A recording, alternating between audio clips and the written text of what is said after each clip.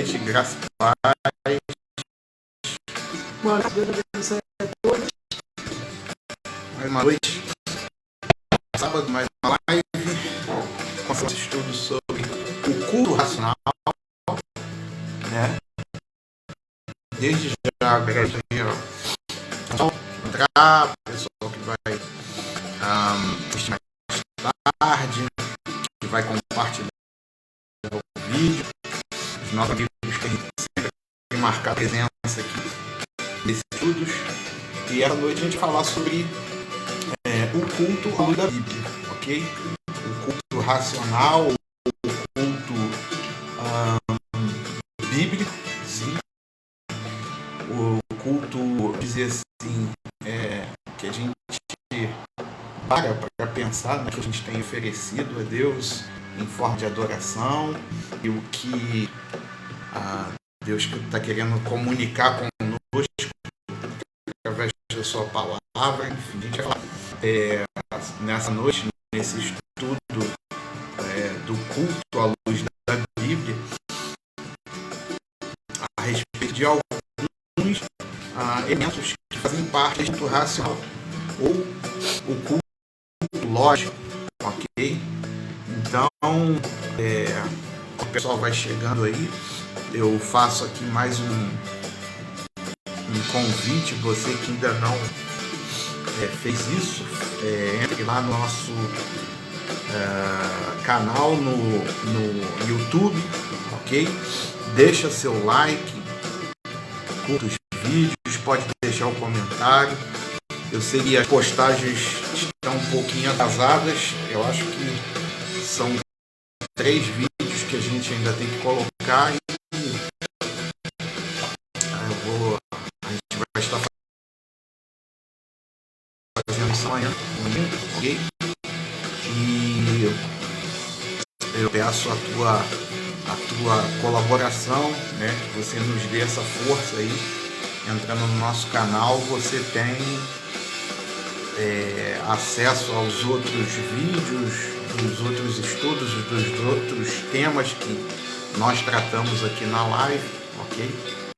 E eu tenho certeza que vai ser bênção para a tua vida, tá bom? A gente faz esse pedido para nos ajudar aqui a propagar o Evangelho, que o canal também ele suba no ranking, né? Tem alguns canais com o mesmo nome, Eclesia, só que o nosso é diretamente e focado em estudos da Palavra de Deus, conforme nós temos feito aqui, tá? Os outros canais são um pouco diferentes, é só você procurar o canal pelo nosso link. A gente sempre coloca o endereço do canal na chamada de vídeo, na chamada da live, tá? Ou você pode procurar lá no YouTube, o canal é Eclesia Chamados para Fora, tá certo? Então você entra, deixa o teu like, deixa o teu comentário, ativa o sino, né, de notificação. E quando a gente fizer uma postagem, o sistema vai avisar aí para você no teu celular e aqui em Portugal no seu telemóvel, tá certo? Bom, enquanto o pessoal vai chegando aí, a gente vai ouvir aqui um louvor, né? É um louvor é uma música do Marco Teles com a participação do André Costa do Canto Verbo. É aquele CD que eu havia comentado aqui, né? Do Marco Teles, com a participação de alguns cantores, aqueles louvores que a gente tem comentado aqui, que são louvores e músicas assim fora um pouco da caixa, fora um pouco do padrão que a gente está acostumado a ouvir nas igrejas, tá? E louvores e músicas assim totalmente cristocêntricas, enfim. E eu tenho certeza que vai abençoar muito a vida, tá? Se por acaso perder, é só voltar aí o vídeo, né? Você entrar mais tarde, depois, aqui na live, é só voltar aí para você escutar essa música. Uma música assim, muito, muito bonita, entendeu? A letra é totalmente cristocêntrica, a melodia, sabe? Olha, vamos ouvir para você tirar suas próprias conclusões. Eu já ouvi o CD inteiro e é um CD que eles musicaram assim, algumas passagens assim e textos do Novo Testamento, né? E esse, por exemplo, dessa música é Colossenses e Suas de Amor. Então foi musicado, né, pelo Marco Teles, trechos e algumas passagens do Novo Testamento, e ainda mais na carta de Paulo aos Colossenses. Poxa, essa música é sensacional e a gente vai ouvir ela agora. Colossenses, a linha de amor, do Marco Teles, com a participação do André Costa do Canto Verbo, que é uma outra banda, um outro grupo aqui que tem músicas assim também cristocêntricas, e com certeza a gente vai estar tocando assim alguma coisa também, ou muita coisa do Canto Verbo. Boa noite aí pro Carlos Alberto, que tá na área. Boa noite, Alberto. Tá bem? Alberto, faz o favor aí pra mim, chama a galera aí pra live, que a gente já começou. Acho que o pessoal esqueceu hoje. Mas vamos lá. Então, ouvir Colossenses e Suas Linhas de Amor, do Marco Teles, com a participação do André Costa do Canta o Verbo, tá certo? E depois da música a gente inicia o estudo dessa noite.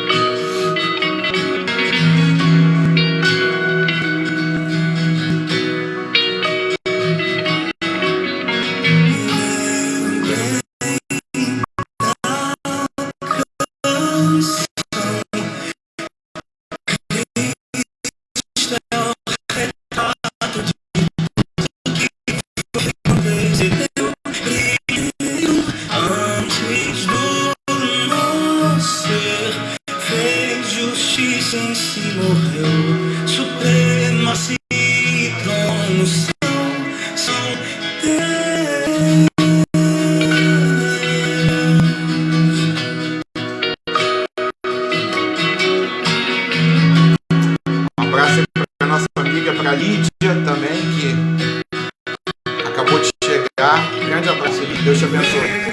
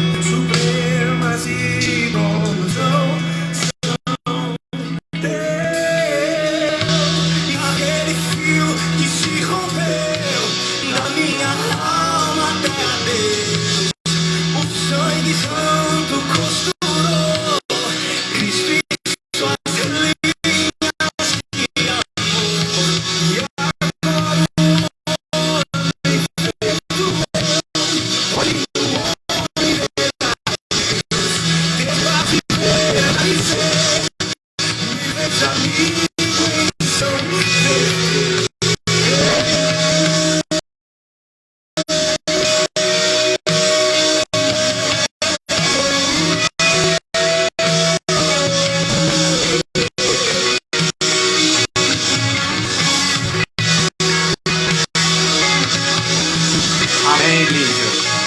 Deus te abençoe também.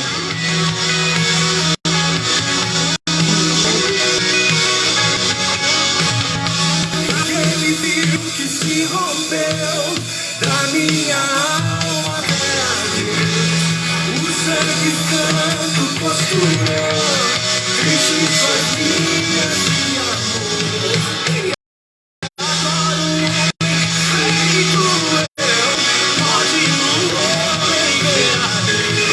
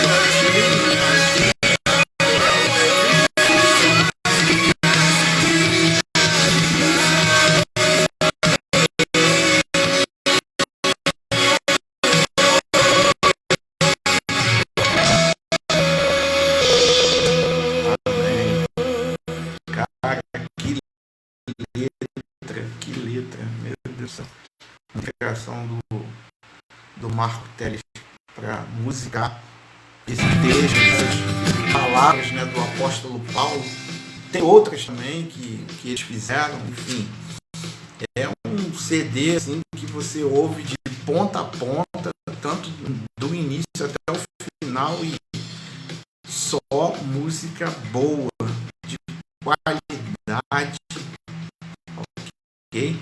Tá faltando. Está falhando. Ah, eu nem entendi. Isso, tá falhando. Tá falhando? E o áudio, como é que tá? Tá bom? Consegue me ouvir aí? O áudio tá bom agora? Ou ainda tá falhando? O som tá bom? Tá baixo? Tá alto? Me dá um retorno aí em relação ao som, ok? Compadre, o louvor está falhando. Ok. E eu tô vendo faltando aqui. Vamos lá então. O culto à luz da Bíblia. Então agora. Agora ficou bom. Então Tá vou bom. lá. O culto à luz da Bíblia, o versículo chave, o versículo base, é o mesmo versículo que a gente tem usado, tá bom? Lá em Romanos 12:1. Só que hoje nesse estudo a gente vai complementar com outros versículos, tá certo? Diz assim: rogo-vos, pois, irmãos, pela compaixão de Deus, que apresentei os vossos corpos como um sacrifício vivo, santo e agradável a Deus, que é o vosso culto racional. Nesse primeiro verso do capítulo 12 da carta à igreja de Roma, o apóstolo Paulo ele nos mostra a forma do culto racional e diário, tá? Assim como Moisés escreve o segundo mandamento, tá bom? Em Êxodo 24:5. Um abraço aí para a nossa comadre Alena. Também Abração, tá Lena, Deus te assistindo. abençoe. O Alberto deve ter intimado a Lena para dar ibope aqui, né, na live, ter mais gente. Dudu, né, já tá melhor, graças a Deus. Beijinho aí nas crianças. Graças a Deus, Dudu tá se recuperando, né? Tá se convalescendo, e nós agradecemos a Deus pela vida do Dudu. Amém? Um abraço aí para o nosso amigo também, para o Alessandro Pereira Lourenço. Um abração, Alessandro. Um abraço aí, Alessandro, em toda a família Lourenço, né? Isso. Um abraço aí no Valdemir, na Célia, no Bruno, Lucilene, nas crianças. na Lucilene, nas crianças, na Ana Paula, né? Que é a Isso. esposa do Bruno. Bruno, e toda a Amém? família. Em toda a família aí, todos. Amém? Que Deus abençoe vocês. Obrigado aí pela participação. Em Êxodo 24:5 diz o seguinte também, corroborando, né, com essa questão do culto diário, aliás, do culto racional, né, que é diário também, né? O segundo mandamento fala: não faça imagens de nenhuma coisa que há lá em cima do céu, ou aqui embaixo na terra, ou nas águas debaixo da terra. Não se ajoelhe diante de ídolos, nem os adores, pois eu, o Senhor, sou o seu Deus, e não tolero outros deuses. A Bíblia, queridos, então, se a gente analisar os dois textos, ela revela do começo ao fim como devemos adorar a Deus e a forma como foi constituída essa adoração. O culto, segundo as Escrituras, ele provém da própria Escritura. E é a palavra escrita que determina o culto solene. Entretanto, não parece ser tão óbvio assim, devido à real situação do culto hoje na maioria das igrejas. E é tanto urgente como necessário oferecer o conceito de culto para que esse mesmo, ok, ele seja seguido, seja estabelecido, ok? E como necessário oferecer esse conceito para que ele possa ser devidamente estabelecido, tá certo? Culto poderia ser definido como um ajuntamento solene com o propósito de glorificar a Deus de forma reverente e com muito temor. E o povo da aliança é convocado de forma santa a cultuar a Deus de acordo com uma palavra também que está lá em Hebreus, capítulo 12, do versículo 28 e 29, que vai nos dizer o seguinte: eu tenho a leve desconfiança que foi Paulo que escreveu Hebreus, sabe? A gente não pode afirmar, mas eu tenho uma suspeita muito grande. Pastora Gina, que acabou de entrar aí na live, Pastora Gina. Não sei se compartilha da mesma opinião que eu, mas eu acredito que Hebreus tenha sido pelo menos alguns trechos escritos pelo apóstolo Paulo. Que olha só as palavras: pelo que, recebendo nós um reino que não pode ser abalado, retenhamos a graça pelo qual servimos a Deus agradavelmente, com reverência e temor, pois o nosso Deus é um fogo consumidor. Tá? Um abração, Nina. Deus te abençoe. Beijão. Deus te abençoe, Gina. Obrigado pela participação. E tanto no Antigo como no Novo Testamento, a estrutura do culto ela é abastecida de quê? De temor ao Senhor. E como exemplo disso, temos o que aconteceu no Monte Sinai, ok? E muitas pessoas também acham que temor é medo. Não, temor aqui, nesse sentido da palavra, é respeito, é reverência, tá certo? É diferente de medo, tá bom? Um sentimento muitas das vezes que nos paralisa, nos impede de avançar. Aqui, no caso, temor é respeito, reverência, tá certo? Então, a exigência divina, né, ela deve ser percebida, porque Deus exige um culto conforme Ele quer, e somente Ele o aceita dessa forma, ok? Ele exige um culto santo, pois, conforme nós lemos, Ele é fogo consumidor, tá? E essa palavra fogo consumidor, né, essas duas palavras, fogo consumidor, esse termo, melhor dizendo, muitas das vezes também é mal interpretado, tá? Aqui, quando ele fala fogo consumidor, quando o autor, né, de Hebreus, que eu acho que é Paulo que escreveu, né, essas palavras aqui, pelo menos essas, quando ele fala ali no final como fogo consumidor, ele estava falando ali também da questão do antigo tabernáculo, quando era oferecido o sacrifício ali no altar, e Deus vinha como um fogo consumidor que consumia o holocausto, ou seja, o sacrifício, ok? A gente pode citar também esse fogo consumidor quando, na ocasião de Elias, quando ele desafia, né, os profetas de Baal e de Azera, né, outros falam Azerá, enfim, e que foi posto também ali, diante do altar, um sacrifício, e diz a palavra que o fogo, ele consumiu aquele altar, tá certo? O que havia naquele altar, melhor dizendo. Então, o fogo consumidor, nesse sentido, tem a ver com essa questão de prestar culto, de adoração, se referindo principalmente no Antigo Testamento. Tá certo? E essa exigência, então, ela deve ser percebida. E sobre o caráter do culto solene, a gente tem um comentário do reverendo Kenneth Yeski, que escreve o seguinte: desde o Antigo Testamento já era necessário obedecer e atender à santa convocação do Senhor. Quando Deus convocava seu povo diante do Monte Sinai, que fumegava, relampejava, trovejava e via-se a presença dos anjos, quem ousaria dizer: não posso ir ao culto, pois tenho outros compromissos? Acho que papai e mamãe irão, mas eu tenho alguma coisa para comprar no shopping. Que nada! Deus estava convocando seu povo, e ai daquele que não obedecesse o seu chamado.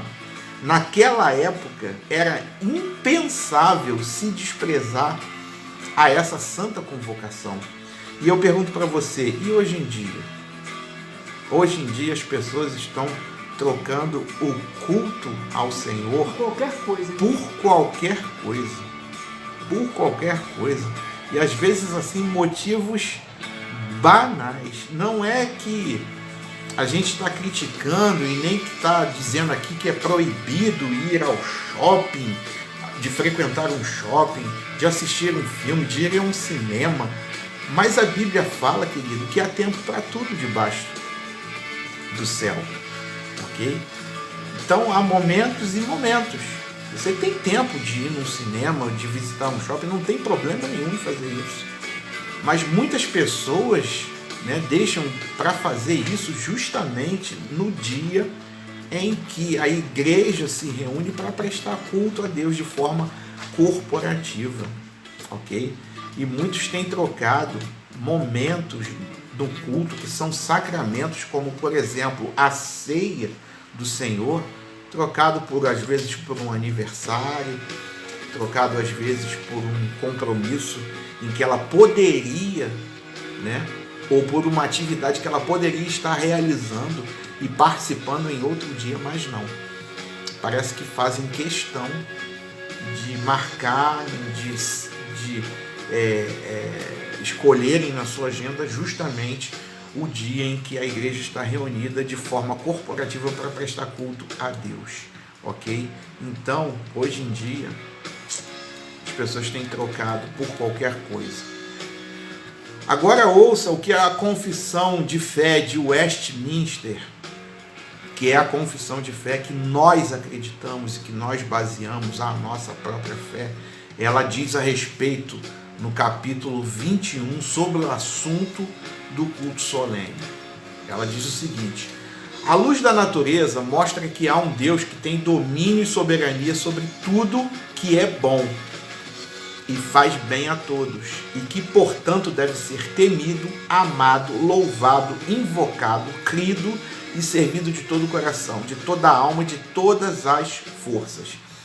Mas a forma aceitável de adorar o verdadeiro Deus é instituída por Ele mesmo, e é tão limitada pela sua própria vontade revelada que Ele não pode ser adorado segundo as imaginações e invenções dos homens ou sugestões de Satanás, nem sob qualquer representação visível ou de qualquer outro modo não prescrito nas Santas Escrituras, ok? E o que a gente tem visto hoje em dia, eu pergunto a você novamente, é justamente o contrário de tudo isso que a confissão de Westminster nos orienta a fazer, ok? Infelizmente. O culto segundo as Escrituras, ele deve ter algumas características que devem ser fundamentalmente bíblicas. E ele deve ser unicamente e devidamente bíblico, tá? Evangélico, pactual, histórico, alegre, litúrgico e reverente, tá bom? E o culto bíblico que o Senhor instituiu tem implicações nos 10 mandamentos. E a gente encontra esses princípios nos primeiros mandamentos, em que Deus estabelece quem deve ser adorado, como deve ser adorado e a reverência dessa adoração. Um abraço aí pro Sandro, pro nosso vovô. Amém. Tá todo feliz, né? Todo feliz. Todo bom. Já deve estar até babando já pelo netinho ou pela netinha, né, que está chegando, né? Já está no forno, vamos dizer assim, né? Daqui a pouco vai sair do forno. Aí, Deus abençoe, Júlio, Sandro, Alex, você, criança, Adriana, a vovó também, né? Abençoe toda a família. Parabéns aí pelo Alex, parabéns aí pelo primeiro neto, tá bom? Deus abençoe vocês. Obrigado aí pela participação. Então, Deus estabelece quem deve ser adorado, como deve ser adorado e a reverência dessa adoração. No primeiro mandamento, há uma ordem, ok? Não terás outros deuses diante de mim. Aqui a gente aprende a quem de forma única devemos adorar. No segundo mandamento, a gente observa a maneira que Deus instituiu essa adoração e nos deixou avisados da forma que Ele mesmo abominaria se não fizéssemos ali de acordo com o que Ele determinou, de acordo com a risca, tá? Êxodo 24, 20 versículo 4 e 5. Não faça imagens de nenhuma coisa que lá em cima, nós lemos esse versículo, né, lá no início, em cima no céu, ou aqui embaixo na terra, ou nas águas debaixo da terra. Não se ajoelhe diante de ídolos, nem os adore, pois eu, Senhor, sou o seu Deus, e não tolero outros deuses. Então a gente observa a maneira que ele instituiu essa adoração, e como a gente deveria fazer.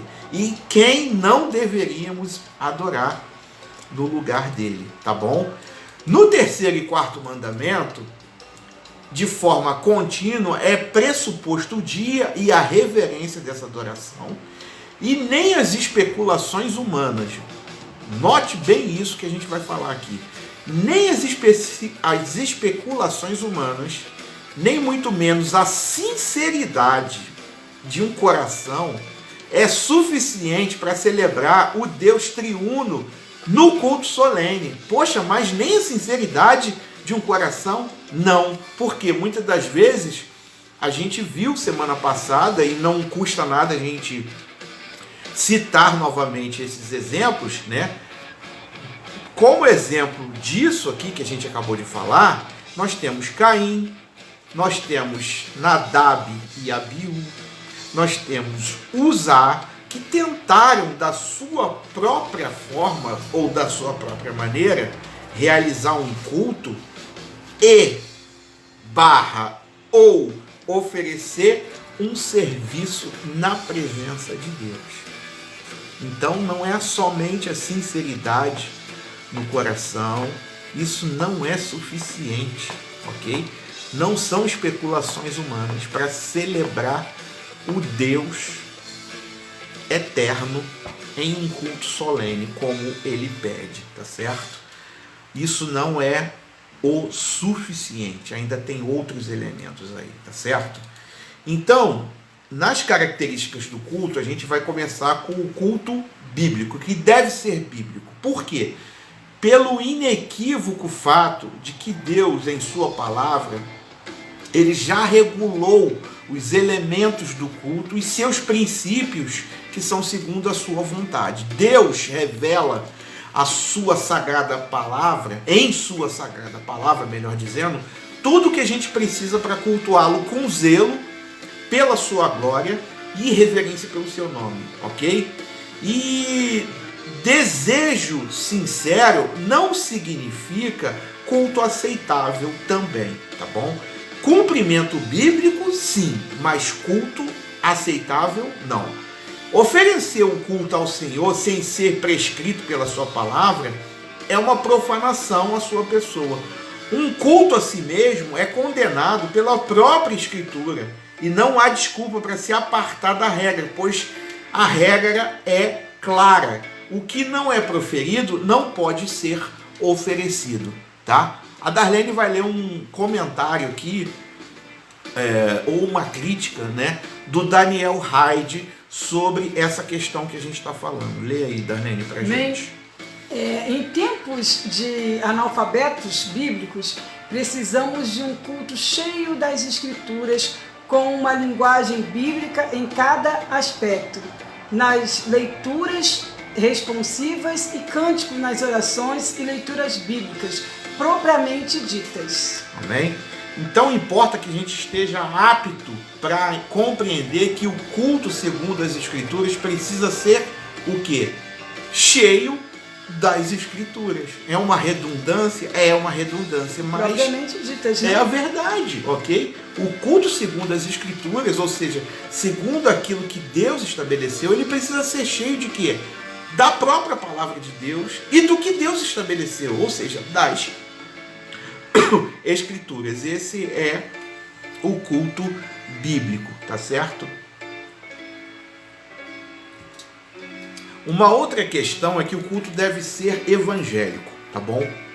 Isto é, esse culto ele deve ser alicerçado nas boas novas da salvação em Cristo Jesus.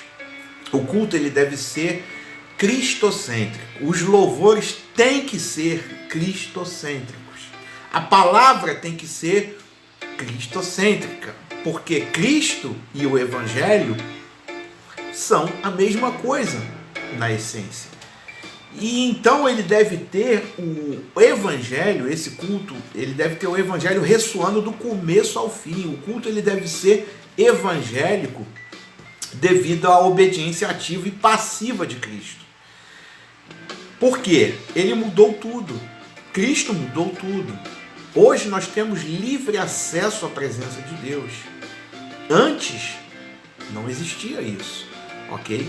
Era necessária a figura de um sumo sacerdote, era necessário a figura ou símbolo de um cordeiro, de um animal para ser sacrificado, para que a ira de Deus, para que o pecado ele fosse retirado do meio do povo. Então era necessário todos esses ritos ou rituais, essas figuras, esses símbolos, mas com a vinda de Jesus nessa terra, ok? Com o sacrifício dele ali na cruz, isso mudou, ok? Hoje nós temos livre acesso à presença de Deus. O Evangelho, ou seja, o Cristo, nos garantiu esse caminho novo à presença do Criador. E nós temos hoje um grande sacerdote sobre a casa de Deus.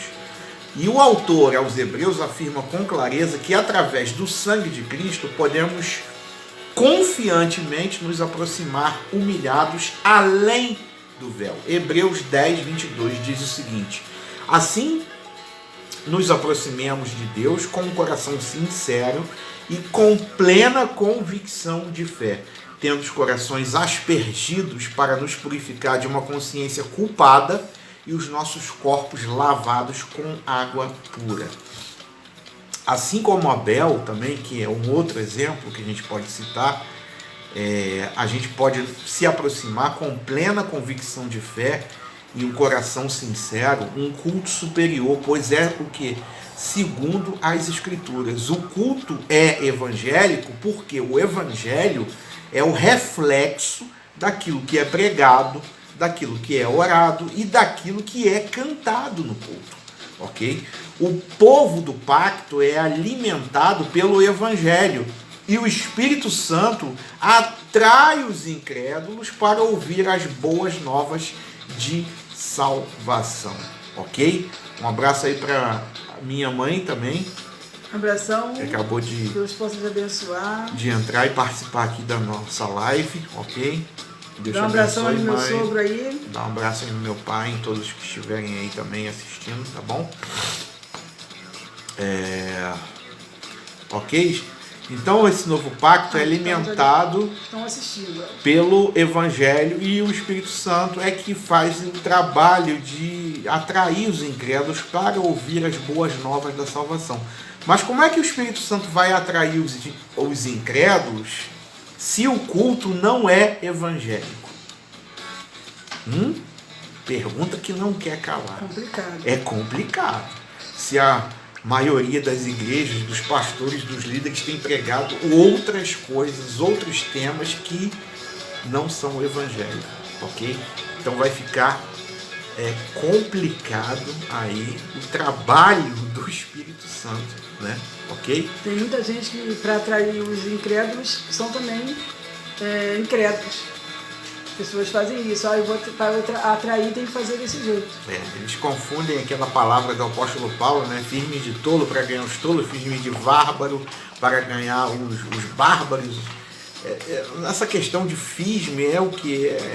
Paulo, ele muitas das vezes ele parecia com os bárbaros, ele parecia com tolos, parecia com, vamos dizer assim, uma gama, um grupo de pessoas, mas ele não compactuava daquilo que eles faziam. Ele não praticava aquilo que eles faziam, ok? Ele simplesmente se infiltrava ali no meio deles, né? Precisava de alguma forma alcançar aquelas vidas, muitas vezes se infiltrava. E nessa questão de infiltração, ele pregava o evangelho. Então a diferença está nisso, ok? Não é que ele praticava tais coisas que esses grupos praticavam, mas ele usava de estratégia para evangelizar e ganhar aquelas pessoas ali, ok?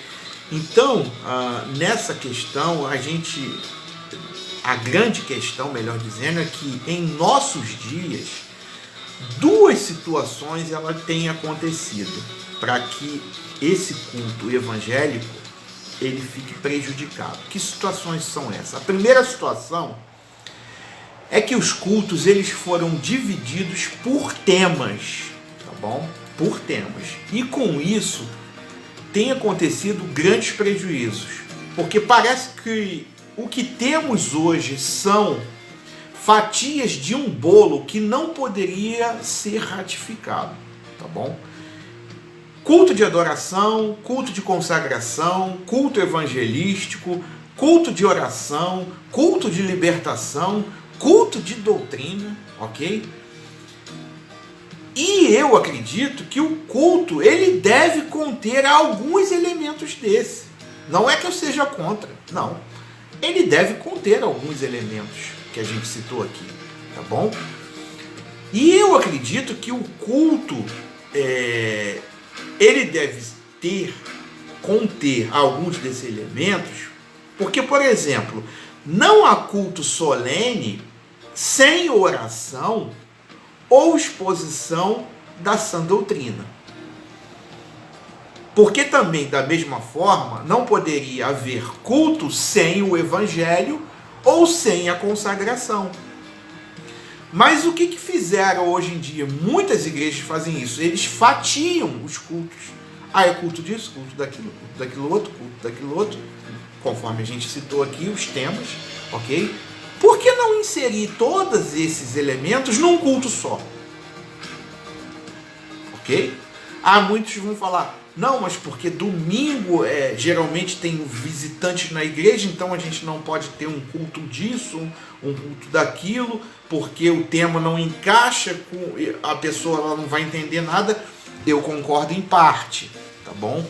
Mas para isso, por exemplo, um culto de doutrina, um culto de estudo, a gente poderia explorar e usar mesmo a escola bíblica dominical. Poderia ser lançado um estudo. E tem assuntos, por exemplo, rudimentos da fé, alicerces da nossa fé, alicerces do evangelho, que poderiam ser introduzidos para os novos convertidos numa classe específica de escola dominical. A pessoa estaria sendo ensinada, o evangelho estaria sendo pregado e a fé e a vida da pessoa estariam sendo alicerçadas no evangelho, ok? Mas ocorrem esses problemas, ok? Todo culto, na minha opinião, deveria conter alguns elementos aqui, tá bom? E esses elementos são prescritos na própria palavra de Deus, né?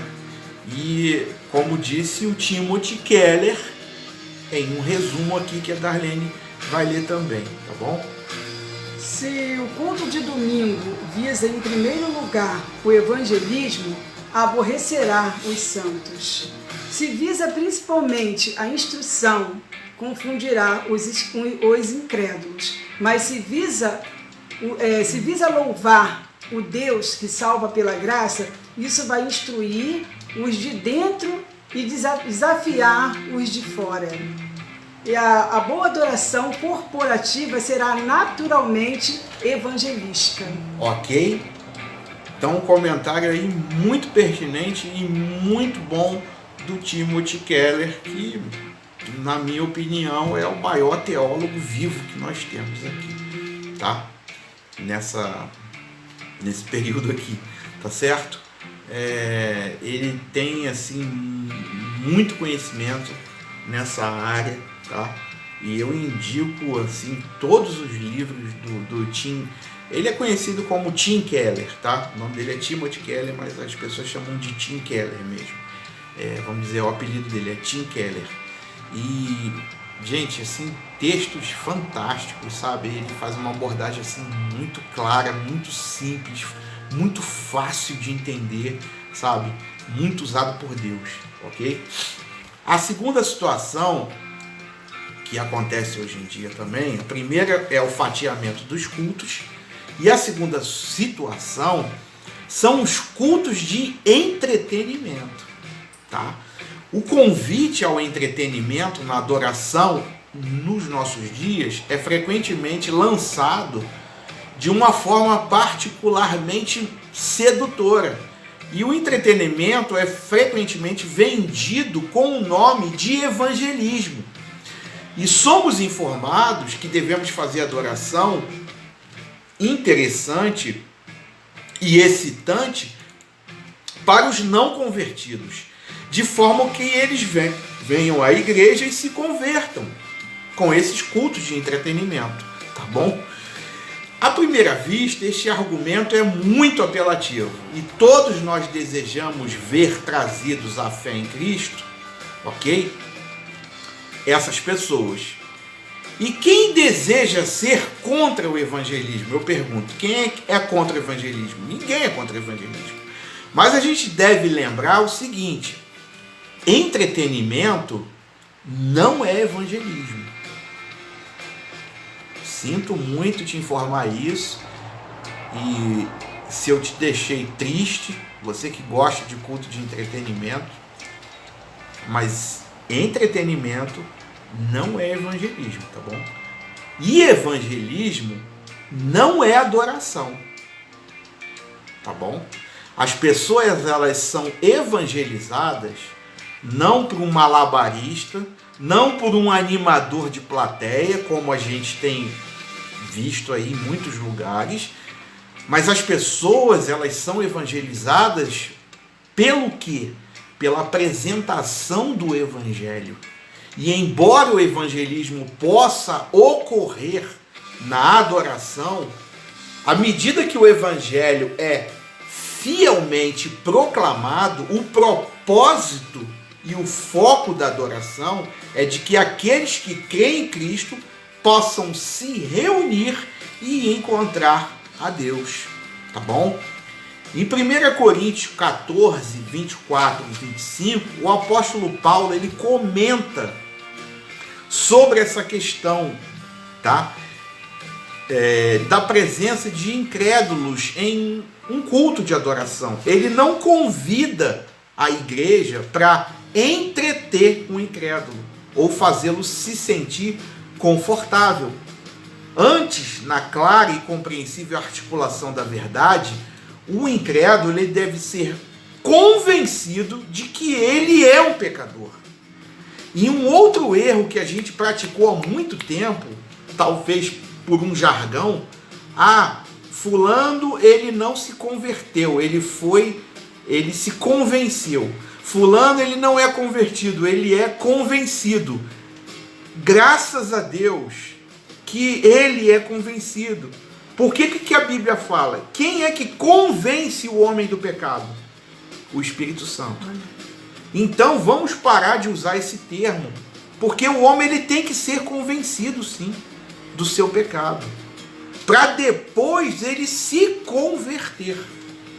Ou seja, converter, a gente poderia também citar o verbo convergir, que significa o quê? Mudar a direção.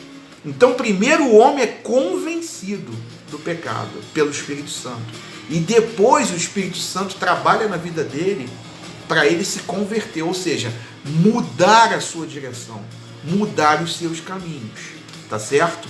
Então o incrédulo, ele deve ser convencido de que ele é um pecador, de acordo com a palavra do apóstolo Paulo, que fala o seguinte: prostrando-se sobre o seu rosto. Paulo aí falando do incrédulo, tá?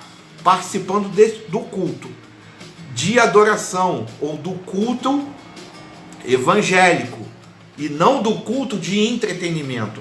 Prostrando-se sobre o seu rosto, adorará a Deus, declarando que Deus está verdadeiramente entre vós. Entre vós, ou seja, o pecador, tá? Ou visitante, né? Ele é convencido no culto evangélico e não no culto de entretenimento, de que ele é um pecador. O Espírito Santo vai lá no fundo e começa a trabalhar na vida dele, e ele é convencido do seu pecado, e depois ele se prostra sobre o seu rosto e começa a adorar a Deus. Amém, amém. Ok? Verdadeiramente Ele está entre nós. Isso é obra de Amém. quem? Do Espírito Santo. Glória a Deus. Agora eu pergunto para você, se não tiver um culto assim, se tiver um culto só de entretenimento, a obra, o Espírito Santo ele não pode atuar. Amém. Ele não pode atuar, ok? Entretenimento é proibido? Não. Mas não é o local, nem um momento adequado para fazer isso. A gente pode ter entretenimento em outros lugares, ok? A gente pode ter entretenimento até na igreja, num casamento, em que depois a gente vai ter a celebração ali. Às vezes os noivos se casam na igreja, a igreja possui um salão de festas ou um espaço destinado. Ali sim é um momento de entretenimento, é um momento da gente se alegrar, é um momento da gente compartilhar da mesa com outros irmãos, é um entretenimento isso. Mas no culto, aí não. Culto de entretenimento não faz parte dessa lista que Deus determina de como nós devemos adorá-lo, de como nós devemos prestar Que culto é verdadeiramente um Amém? culto racional, né? O que é um culto racional, exatamente. Então a adoração fiel, onde o propósito primário é o encontro de Deus com seu povo através da sua palavra, pode muito bem ter o resultado secundário, ou seja, que os incrédulos cheguem à fé. Mas a adoração não deve ser construída para o incrédulo. Antes, a adoração é para quem? É para Deus e para a igreja. Ok? Ou seja, a igreja adorando a Deus, melhor dizendo. Um abraço aí para o nosso amigo Sorim. Boa noite, Sorim. Um abração, Sorim. Deus te abençoe. Obrigado aí, Sorim, pelo favor, tá? De hoje à noite. De hoje à noite, de hoje à tarde. Ok? Obrigado aí, muito obrigado mesmo, tá bom? Glória a Deus. Me ajudou muito, Sorim. Obrigado aí. Tamo Um abração, junto. Sorim. Deus te abençoe. Tamo Beijão junto. para Lene, para toda a família aí, dos meninos, para Bianca, Amém. seu genro, para todos. Então o culto como um todo na igreja, então não deve ser modelado, seja para o entretenimento, seja para o evangelismo. Ao invés disso, ele deve servir para quê? Para unir o povo de Deus para o seu encontro com o Senhor. Uma outra característica de culto que a gente deve procurar fazer, o culto ele deve ser pactual. Significa não ser tradicional ou moderno. E essas formas culturais de culto não são apropriadas ao contexto teológico segundo as Escrituras. Manter a distância das formas contextualizadas de culto segundo as especulações humanas deve ser o dever do cristão.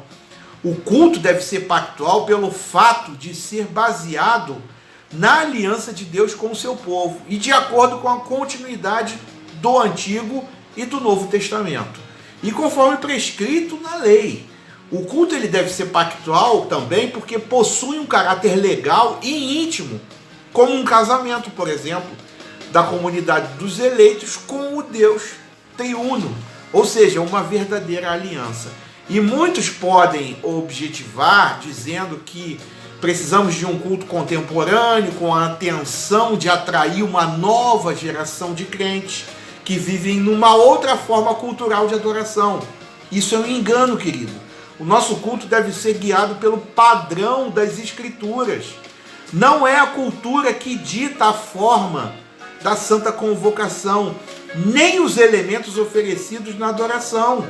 Outros podem destoar do conceito de culto pactual devido a não ser uma linguagem acessível. No entanto, como disseram os reformadores, devemos falar no vernáculo, ou seja, numa linguagem compreensível, simples, ok? E a ordem da pactualidade do culto solene não despreza uma linguagem acessível, nem muito menos a suficiência do texto sagrado. A estrutura que predomina nas Escrituras é o pacto, e a Bíblia é um documento pactual. Deve ser necessária essa compreensão para não restar dúvidas sobre essa forma de culto, porque há um diálogo entre Deus e seu povo no culto. Vamos ver essa citação? Deus nos diz: eu serei o seu Deus. E nós respondemos o quê? Nós seremos o seu povo. Isso é o quê? É pacto. Por isso o culto deve ser pactual. Quer ver outros exemplos? Deus nos chama à adoração. E como nós respondemos? Com cânticos. Deus nos fala a sua lei e nós respondemos com a confissão dos nossos pecados. Deus nos absolve dos nossos pecados e nós respondemos em oração.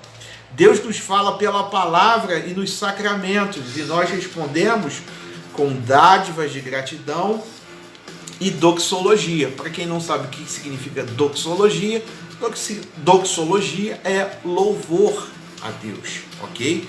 Isto é o que realmente significa dizer que o nosso culto é pactual. O culto é a renovação da promessa pactual que Deus fez em Cristo conosco. E esse pacto da graça, ele é renovado na nossa vida a cada semana na exposição da palavra e na adoração corporativa, tá certo? O culto também, ele tem outra característica, ele deve ser histórico. É necessário que seja coerente com a doutrina dos apóstolos e que tenha continuidade com a história da igreja e que realce a maneira que os nossos antigos cristãos cultuaram solenemente o Deus triuno. Deve ser um culto histórico e unido a tão grande nuvem de testemunhas, conforme o autor de Hebreus cita lá em Hebreus 12, no versículo 1, tá certo?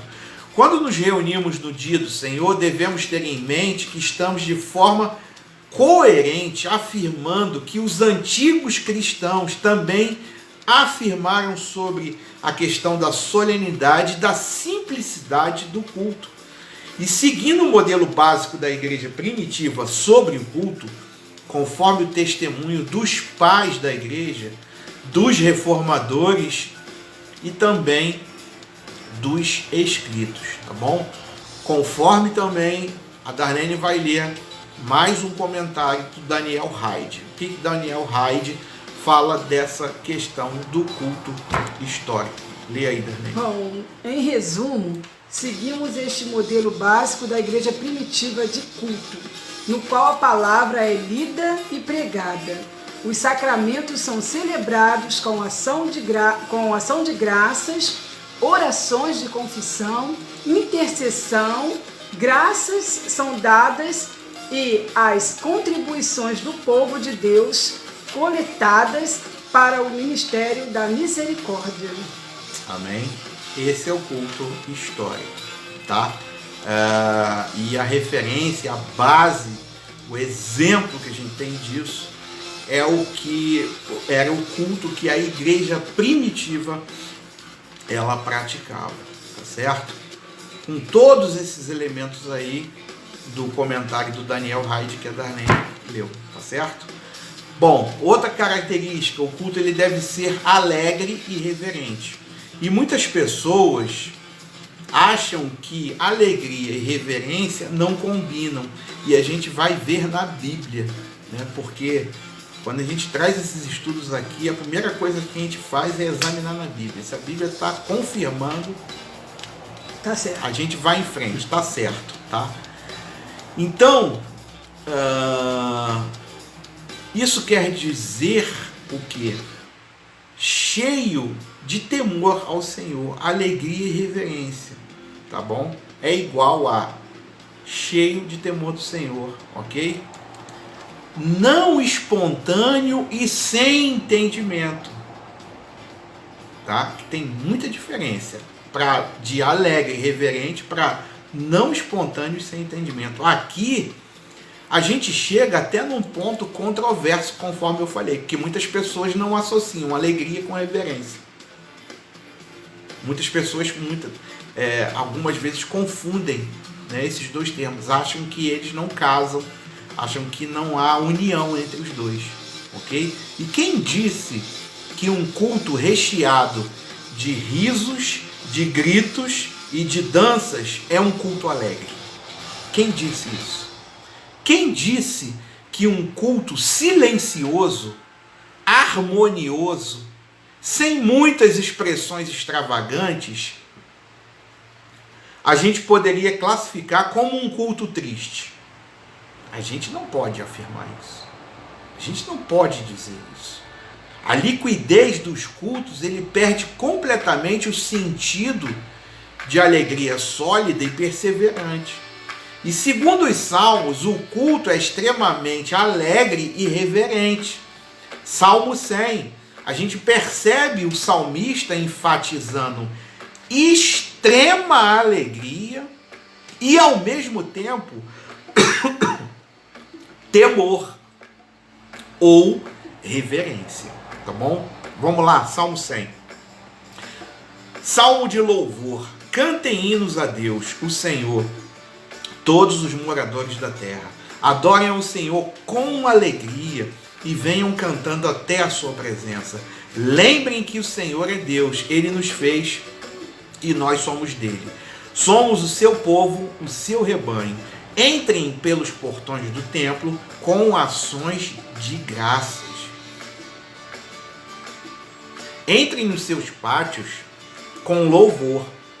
Louvem a Deus e sejam agradecidos a Ele, pois o Senhor é bom, o seu amor dura para sempre e a sua fidelidade não tem fim. Amém?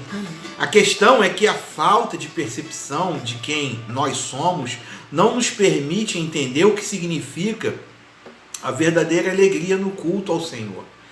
E não seria a hora de entender o que de fato é e o que não é alegria? Alegria não quer dizer, queridos, ter liberdade para fazer o que quiser. E também não quer dizer oferecer ao Senhor o seu culto do seu jeito, conforme bem lhe parece. Um culto alegre significa, sabe o quê? Uma grande expectativa que Deus irá lançar sobre nós a sua graça, quando diante dele estivermos reverentes, com tremor e temor. Amém? Porque em outro versículo da Bíblia diz o seguinte: a alegria do Senhor é a nossa força. Amém? O culto alegre é um deleite na bondade do Senhor, e em resposta a gente manifesta a nossa gratidão diante do seu favor. A alegria é a condição de quê? De um coração que foi profundamente convicto dos seus pecados diante de um Deus santo que foi compassivo e misericordioso. A alegria de um culto é a qualidade de um coração que foi livre da condenação e aceito por um supremo e justo Redentor. Alegria e agitação não são sinônimos.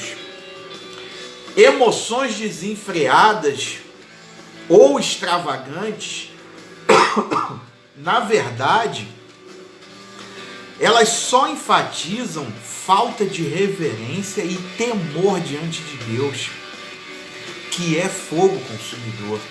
E a gente deve lembrar também que reverência nem sempre significa calma e alegria. Nem sempre reverência significa ruído. Alegria e reverência são, antes de tudo, atitudes de um coração para as quais procuramos manifestações apropriadas no culto.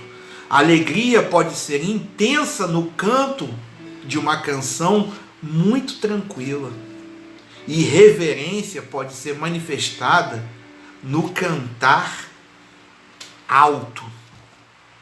Olha como muda a nuance das coisas. Olha como muda o nosso pensamento em relação a esses dois elementos.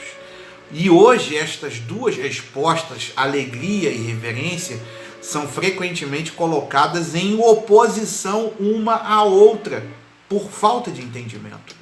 Um tipo de adoração é chamado alegre, exultante e exuberante, enquanto outro tipo é chamado reverente, sedativo e respeitoso.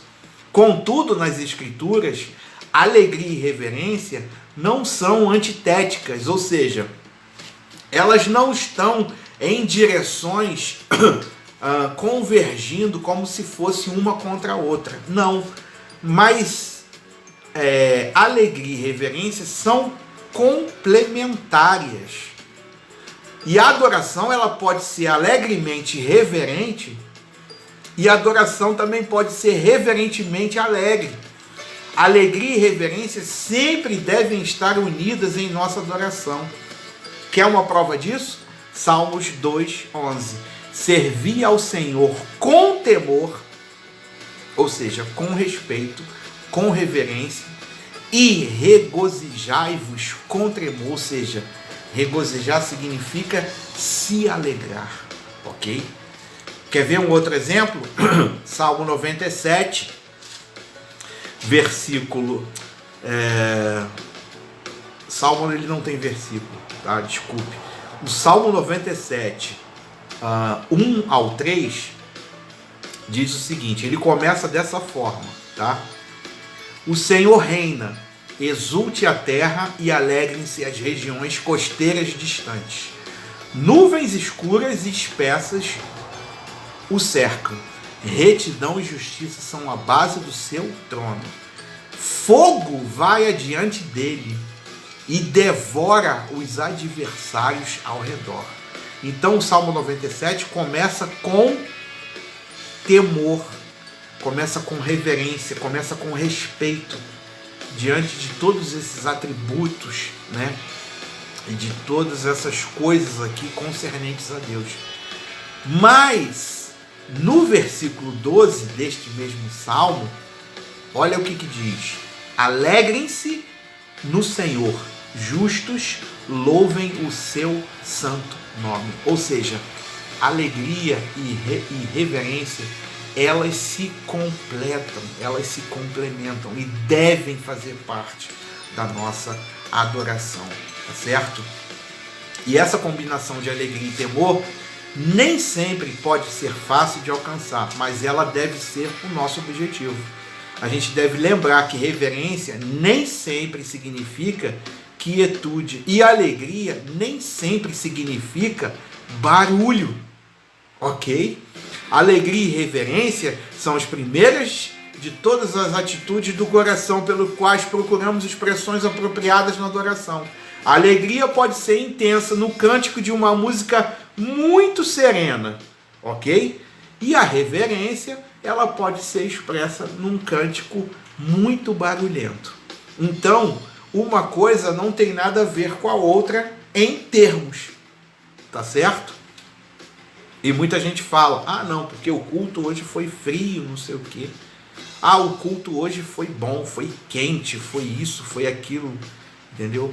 Como diz o meu amigo pastor Ostílio Jundi, né, que está devendo para a gente uma participação aqui na live, né, mas a gente entende que ele tem alguns compromissos, mas qualquer dia a gente vai estar aqui na live com ele. Ele fala o seguinte, o Ostílio, muitas das vezes são batedores de lata em cima do púlpito, né?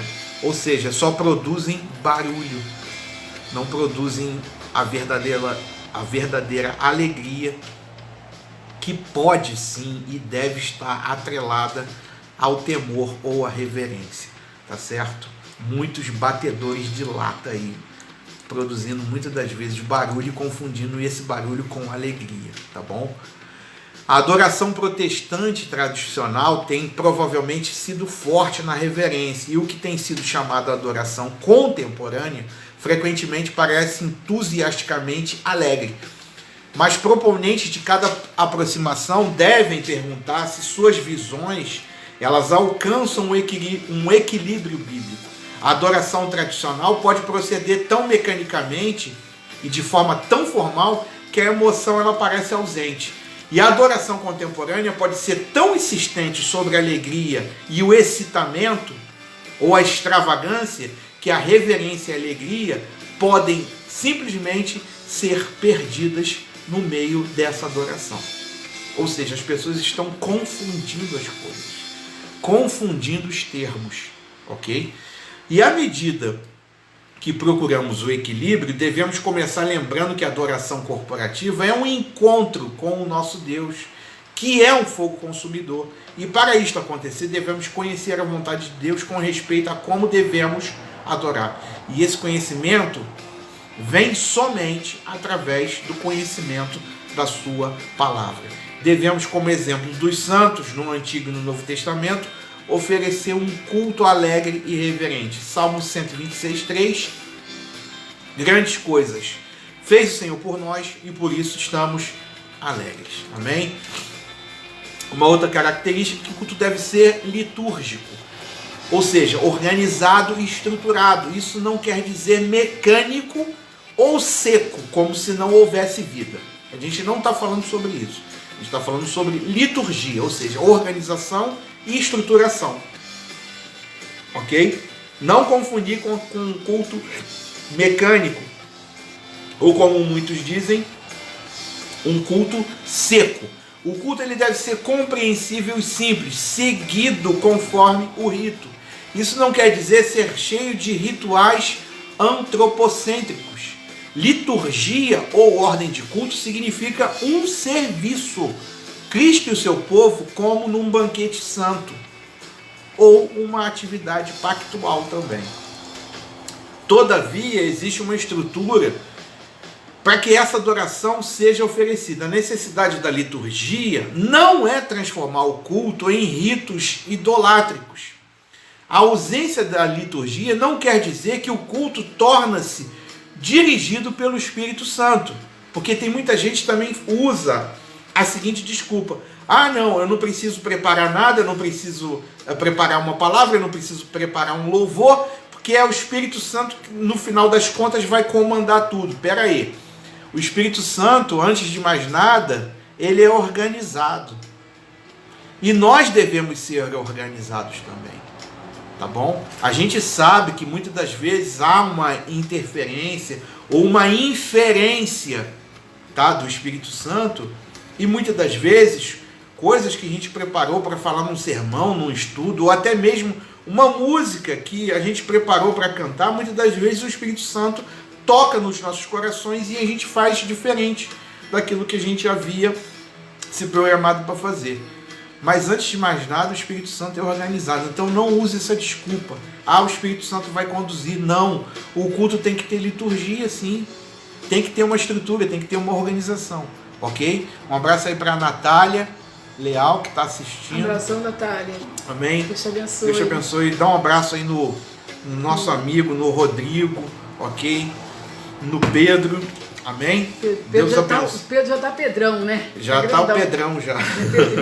Não é Pedrinho, mas Deus não. abençoe essa família aí. Amém? Continue abençoando vocês. Olha, saudade aí de vocês. Hoje é aniversário também da Mari, né? Da Mari Costa. Um abraço aí pra Mari. Deus possa estar abençoando. Natália, dá um abraço aí pela gente, tá bom? Já que o nosso abraço tá separado aí por um oceano, amém? Mas você transmite aí os nossos votos aí de felicidade pelo aniversário dela e o nosso abraço, tá bom? Existem os animadores de palco no louvor contemporâneo. Sim, existe. A gente já falou aqui sobre os animadores de plateia, os malabaristas também, né? Tem malabarista, tem tudo, né? Tem palhaço, né? Muitos palhaços, né? O Silvio até citou essa situação aqui semana passada, né? O pastor Silvio César, né? Tem muitos palhaços, tem malabarista, né? Tem o pessoal do trapézio, né? Com o objetivo de atrair, como se isso fosse atrair e convencer, né, os homens dos seus pecados. Não sabem nada, estão por fora, ok? Vamos lá então. A ausência então da liturgia não quer dizer que o culto torna-se dirigido pelo Espírito Santo. É necessário o quê? Cautela. A gente precisa ser fiel ao padrão divino, ok? Que está prescrito em sua palavra. Uma estrutura litúrgica bíblica de culto não será enfadonha ou cansativa. Muito pelo contrário, mas sim de grande ensinamento. E isso apontará o quê? A glória de Deus em Cristo. O centro da liturgia é o quê? É a palavra de Deus lida e proclamada, como também os sacramentos administrados de forma correta. A congregação, ela entoa cânticos, ela faz orações, ela faz confissões, ela declara a sua fé, ela reparte o pão para os necessitados. E finalizando o quê? Com uma bênção desafiando os cristãos a seguirem firmes e com fé na proclamação do Evangelho. Ou seja, os elementos do culto, conforme prescrito nas Escrituras, precisam enfatizar e anunciar o Senhor Jesus Cristo e o seu supremo e perfeito sacrifício. A igreja, ela precisa compreender que a cultura, ela não tem autoridade sobre o culto ao Senhor. Não tem mesmo. E o culto conforme e como o Evangelho é contra e supracultural, tá certo? A adoração, ela deve ser segundo as Escrituras. O sermão expositivo, ele deve ser compreensível. Os sacramentos devem ser administrados corretamente. As orações e ações de graça no culto precisam ser rendidos segundo a vontade soberana e a renovação pactual estabelecida. Eu citei sermão expositivo aqui. Eu não sou contra o sermão textual ou sermão em tópicos. Não, nada disso. Não sou contra nada disso. Só que eu, na minha humilde opinião sobre teologia, eu acho que o sermão expositivo as pessoas entendem melhor, tá bom? É como esse estudo que a gente está dando aqui. Isso aqui é um sermão expositivo, ou seja, a gente está expondo a palavra de Deus junto com alguns conceitos, junto com algumas ideias que o próprio Espírito Santo tem gerado no nosso coração, tá certo? E nós falamos aqui algumas vezes, né? A gente tem uma promessa na nossa vida que a gente vai estar à frente de um ministério e muitas pessoas perguntaram, mas como é que vai ser esse ministério? Como vai ser essa igreja? Né? E a gente responde o seguinte, olha, como vai ser a gente não sabe. Agora, aliás, como vai ser a gente não sabe. Agora, como não vai ser, isso a gente já sabe. E é os estudos aqui que a gente tem tratado com os irmãos, tá certo? Então é uma questão de opinião, de gosto também, por isso que a gente cita sempre aqui que o sermão ele deve ser expositivo, ok? Para compreensão do povo, para não ficar uma coisa difícil de entender, tá certo? Mas nada contra o pessoal aí que faz o sermão textual, o sermão tópico, enfim, outros tipos de sermão aí, tá bom? Então nós combatemos de forma dura, a gente não concorda, a gente não se conforma com um culto místico, a gente não concorda, não se conforma com louvores que exaltam o homem, tá? A gente não concorda, a gente não se conforma com uma liturgia idólatra, a gente não concorda com confissões positivas, com pensamento positivo, porque isso não leva ninguém a lugar nenhum. A gente não concorda com apelos compulsivos, a gente não concorda com orações que obrigam Deus a satisfazer desejos egocêntricos. A gente não concorda, a gente não se conforma com isso, tá bom? Então, daí, a gente já pode tirar uma ideia, né, de como a gente pensa sobre um ministério, de como um ministério deve ser. E muitas pessoas, elas querem fazer trocas, né? Se eu vou à igreja, se eu, né, ao templo, eu estou ali, eu tenho que receber alguma coisa. Eu tenho que receber. Deus, ele é obrigado a me abençoar, a me dar, porque eu quero, né? Eu tenho participado, eu tenho ofertado, eu tenho feito isso, eu tenho feito aquilo outro. Olha, gente, sabe? Ou seja, desejos egocêntricos. Desejos egocêntricos. Deus, ele conhece a sua necessidade? Claro que conhece. Claro que conhece. Ele está vendo a tua luta, ele está vendo muitas das vezes o teu sofrimento. Ele sabe todas as nossas necessidades. Ele sabe de todas elas. E com certeza absoluta eu digo isso aqui, Ele não vai nos desamparar.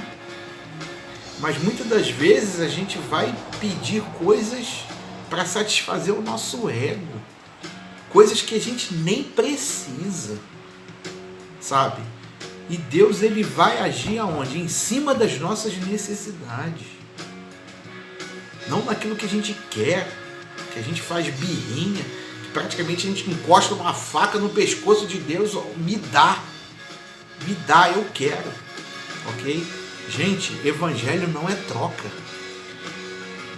Muito pelo contrário, o evangelho, em alguns sentidos, em algumas situações, o evangelho é perda. Você perde agora, mas lá na frente você vai ganhar muito mais do que você pediu. É o negar, né? Porque é o tempo de Deus, é a vontade de Deus, não é o teu tempo, não é a tua vontade. Mas é o que Deus já determinou para a tua vida. Amém? Ou seja, nós somos contra todas essas coisas aqui, ok? E juntamente com as escrituras, a gente precisa priorizar o culto solene abastecido de sermões expositivos, de liturgias confessionais. Isso nós somos a favor, somos em prol dessas coisas. Sermões expositivos, liturgias confessionais, sacramentos biblicamente administrados e orações humilhadas. Isso nós dizemos sim, ok? E nas palavras de Calvino, temos uma ótima advertência em relação a isso. Olha o que Calvino fala: exortamos os homens a que não adorem a Deus de modo frígido e descuidado. E enquanto apontamos o modo, não podemos perder de vista o fim, nem omitir qualquer coisa que diga respeito àquilo que apontamos. Proclamamos a glória de Deus em termos muito mais elevados do que estávamos acostumados a proclamar antes. E com todo vigor trabalhamos para tornar as perfeições nas quais a glória de Deus brilha mais e mais conhecidas. Exaltamos tão eloquentemente quanto podemos seus benefícios a nós, ao tempo em que conclamamos outros a reverenciar sua majestade, render a devida homenagem à sua grandeza, sentir a devida gratidão por sua misericórdia e nos unirmos em seu louvor. Palavras de Calvino. Amém? Bom, partindo para os finalmente desse estudo, com tantas abordagens sobre culto e como adorar, e tantas variedades de igreja para igreja, de ministério para ministério, de denominação para denominação, o cristão ele deve se tornar um avaliador da adoração. Mas o que é isso? O que é ser um avaliador da adoração? A questão, ou questões, são as seguintes: como devemos adorar? Ok? Está inevitavelmente ligada à questão aonde devemos adorar. E uma vez que a gente sabe o que agrada a Deus na oração, a gente precisa estar aonde tal adoração está ocorrendo, tá certo? Para avaliar a adoração de uma maneira apropriada, nós sugerimos você, a ser sincero consigo mesmo, tá bom? Começar a se autoavaliar, começar a fazer umas perguntas para você mesmo, tá bom? Você precisa se autoavaliar, você precisa perguntar para si mesmo o seguinte: quanto eu sei sobre o que a Bíblia diz sobre adoração? Tá bom? Outra pergunta que você deve fazer para você mesmo: quem pode me ajudar a aprender mais sobre a adoração bíblica? Olha, não é questão de merecimento, nem de ego, nem de estar puxando a sardinha para o nosso lado, nem de engrandecimento. Mas nós estamos te ajudando nessa questão de adoração bíblica. Esse estudo, olha, mais claro do que isso aqui, impossível, tá bom? Então, quem pode me ajudar a aprender mais sobre a adoração bíblica? Mas, mesmo não sendo nós, Tem outras pessoas aí, tem muita gente, mas muita gente boa, ok? Abordando sobre esse tema de adoração, tá bom? Outra pergunta que você deve se fazer. Eu desejo, acima de tudo, me achegar a Deus em adoração? Eu desejo agradar a Deus ao invés de me agradar na adoração? Eu desejo entender minha responsabilidade de adorar a Deus com o seu povo regularmente? Eu buscarei a vontade de Deus na adoração enquanto evito um espírito legalista e de julgamento para com os outros? Perguntas que você deve fazer para você mesmo. E você também precisa fazer essas perguntas sobre adoração com respeito a qualquer igreja que você tem planos de atender, ou tem planos de congregar, ou até mesmo esteja congregando. Você deve fazer essas perguntas. Na verdade, é o Tá templo, bom? né? Qualquer templo, qualquer... Igreja, quando a gente fala, é templo, denominação, enfim. A gente não está falando igreja que somos nós. Tá? Você não vai chegar para o teu irmão e perguntar isso. Né? Quando a gente fala aqui, cita de igreja, é a questão corporativa, ou seja, o templo. Templo não, a denominação ou a comunidade que você está inserida, tá bom? Que perguntas são essas? Esta igreja ama e crê na Bíblia? E na minha opinião, essa aqui é a pergunta-chave. Se essa igreja não ama e não crê na Bíblia, meu irmão, e eu te dou esse conselho, mete o pé, tá bom? Outra pergunta, a adoração dessa igreja está cheia da palavra de Deus? É uma pergunta também muito séria. É verdadeiro, né? Muito séria. A adoração dessa igreja está cheia da palavra de Deus? Quanto do tempo do culto é dado à leitura da Bíblia? Quanto do tempo do culto é dado à oração bíblica? Quanto do tempo do culto é dado ao cântico que é bíblico ou cristocêntrico no conteúdo e no caráter? Qual é o conteúdo da pregação? A pregação é uma parte substancial do culto. O Evangelho de Jesus Cristo é claramente expresso e central no culto. Outra pergunta, qual é o papel dos sacramentos no ministério da igreja? Há elementos no culto que são mais de entretenimento do que bíblicos.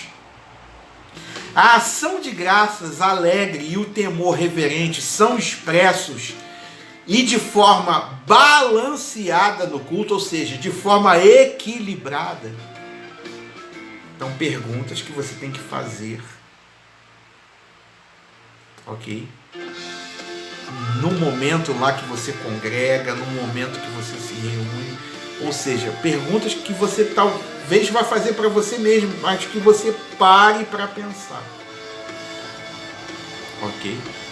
Como é o organismo ali em que você está participando? Faça essas perguntas. Porque nós não podemos ser casuais sobre questões de adoração. Elas são muito importantes. A gente precisa ser racional. Já que a gente está falando sobre culto racional, a gente precisa ser racional e bíblico ao mesmo tempo. Porque muitos não têm deixado o conhecimento chegar até ao povo. Por quê? Se o povo pensar, o povo vai começar a perceber o quê? O sistema que está ali por trás. O Zé Bruno, né? Ele fala uma questão, ele falou uma coisa muito interessante. Ele falou assim: se o conhecimento chegar até o povo, e se esse povo entender o Evangelho ele vai estragar a religião. E é verdade isso. É verdade isso. O Evangelho, ele estraga, ele mata a religião. Ok?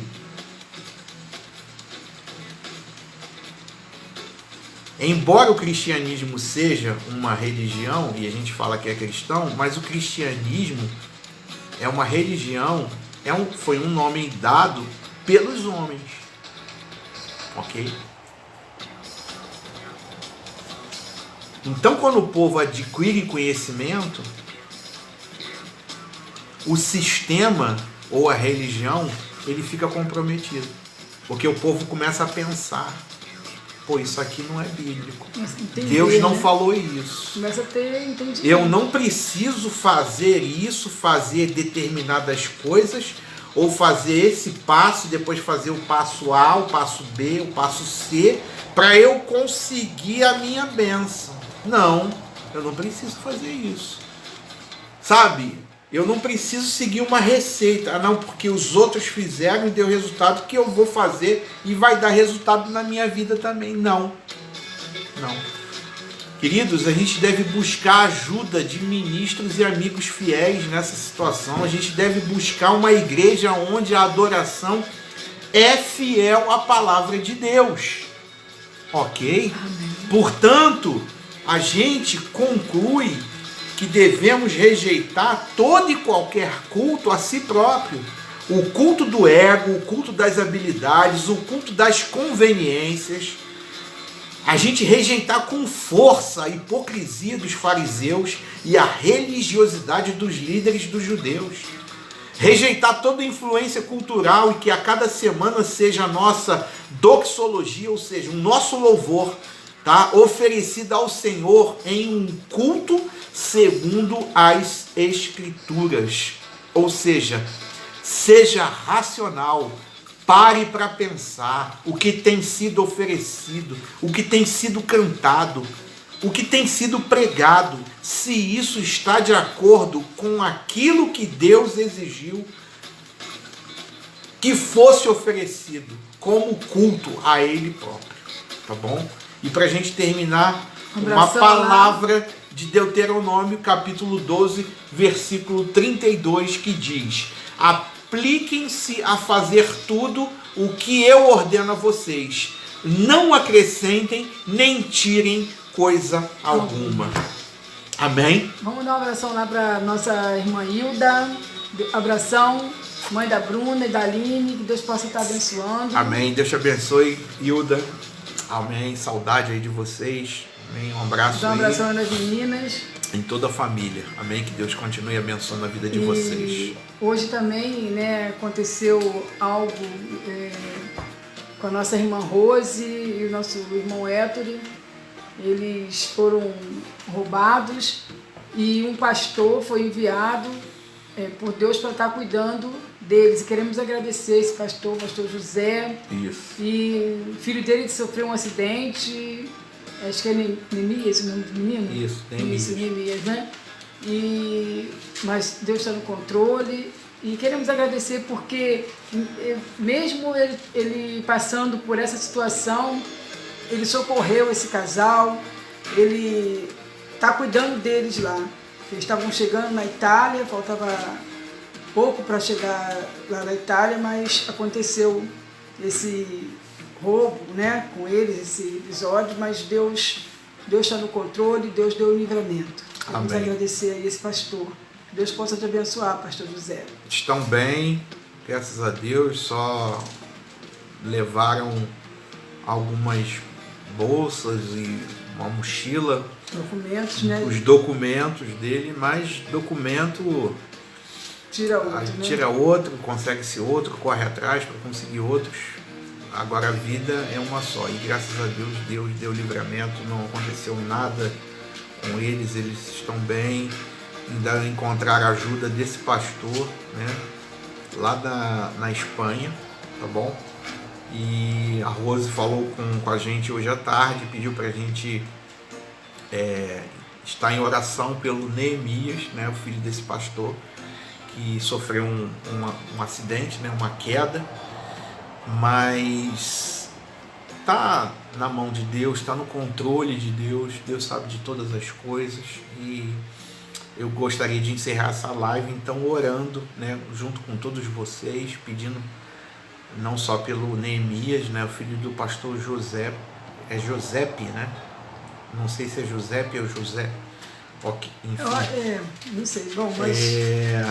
Não só por ele, mas por todos vocês, por todos nós, né? Porque a gente tem vivido dias difíceis, né? Dias de luta, mas Deus, ele está ao nosso lado, Deus, ele tem trabalhado ao nosso favor. Amém? Amém. Então, peço a você que se una agora conosco em oração a Deus. Amém? Pai, em nome de Jesus, te pedimos e te agradecemos por essa noite, por esse estudo, por essa live, pela vida dos teus filhos e filhas, que o Senhor esteja abençoando nesse momento, que as necessidades sejam supridas em Cristo Jesus na vida do meu irmão, da minha irmã, que tu possa abençoar, Pai, cada um de nós. Cuida, Senhor, conforme o Senhor tem feito, que a tua misericórdia seja estendida aos nossos familiares, aos nossos amigos. Assim nós te pedimos, seja conosco, Senhor. Aquele que precisa de cura nessa noite, nessa hora, aquele que precisa, Pai, de uma palavra, de uma resposta, enfim, aquele que precisa de algo nesse momento, que o Senhor possa estar, em nome de Jesus, tendo misericórdia e agindo na vida dos seus, Pai. Assim nós te pedimos e te agradecemos em Cristo Jesus. Amém e amém. Amém. Pessoal, muito obrigado aí pela participação de todos vocês. Você que vai entrar mais tarde, você que vai entrar amanhã, outro dia, né? Muito obrigado aí. Você que vai compartilhar a live, você que vai entrar lá no nosso canal e se inscrever, nosso agradecimento. Que Deus, ele possa continuar abençoando a tua vida, tá bom? Orem por nós, precisamos da oração dos irmãos, né, para estar aqui tocando, né, e fazendo esse trabalho ao qual Deus nos comissionou para fazer, ok? E que Deus, ele possa te abençoar poderosamente, né, de forma assim grande, né, é o desejo do nosso coração, tá? Muito obrigado. E querendo Deus, a gente estará aqui no próximo sábado, acho que concluindo esse estudo sobre o culto racional. A gente já vai entrar nos elementos assim executivos, né, do culto, louvor, música. Vamos estar falando um pouco sobre louvor, música, a questão da palavra também, né? Enfim, vamos estar praticamente fazendo um fechamento aqui desse estudo e trazendo algumas letras, né, de músicas cristocêntricas e outras não cristocêntricas, enfim, que muitas pessoas, muitos ministérios aí têm cantado, muitas, sabe, ministério de louvor e grupo de louvor. E também vamos falar dessa questão de ministério, porque não é ministério de louvor, tá bom? Mas é uma questão polêmica, mas vai ficar para a próxima semana. Então aguarde aí, que a gente tem ainda um assunto aqui e vamos debater sobre esses temas também, claro, e sempre de acordo com a luz da palavra de Deus. Amém? Tenham um bom domingo. Todos tenham um bom domingo. Deus possa estar abençoando a vida de cada um de vocês. Que possa estar abençoando todas as áreas. Amém? Em nome de Jesus. Amém. Tchau, Beijão pessoal. pra todos aí. Beijo em todos. Muito obrigado.